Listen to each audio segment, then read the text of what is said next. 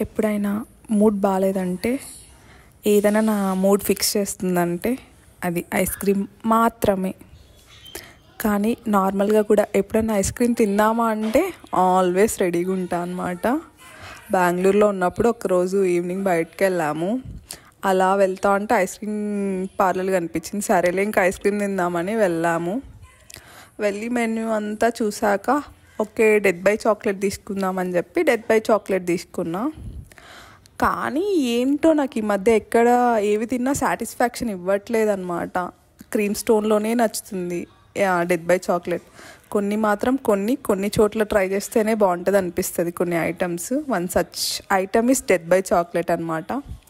కానీ బెంగళూరు క్లైమేట్లో ఐస్ క్రీమ్ని ఆస్వాదిస్తే ఆ కిక్కే వేరప్ప.